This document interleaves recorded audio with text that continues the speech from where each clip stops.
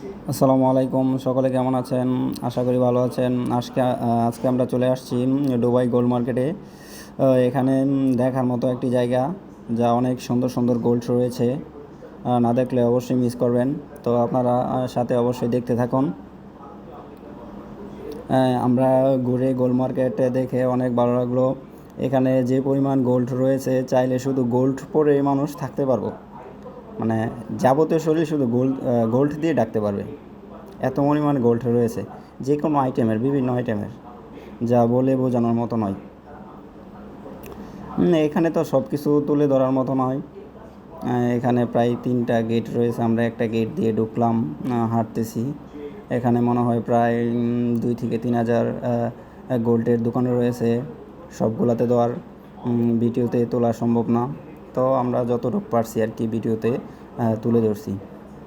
তো আপনারা এখানে দেখতে পাচ্ছেন একটা দোকানের সামনে বড় একটা আংটি সাজিয়ে রাখছে আর কি। প্রায় আংটিটার ওজন হচ্ছে 17 কেজি 400 গ্রাম।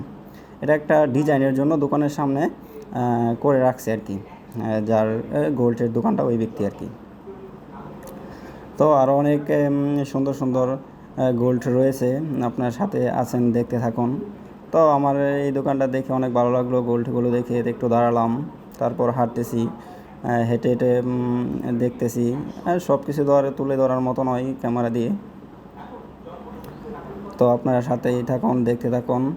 আর অনেক সুন্দর সুন্দর গোল্ড রয়েছে, ভিডিওতে তুলে ধরছি আর কি যতটুকু পারছি। আপনারা সাথেই থাকুন, দেখতে থাকুন।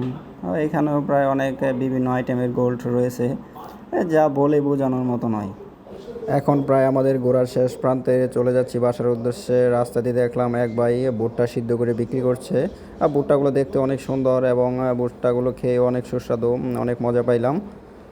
ভালো লাগলো, তাই 2টা ভুট্টা 10 দিরহাম দিয়ে কিনলাম।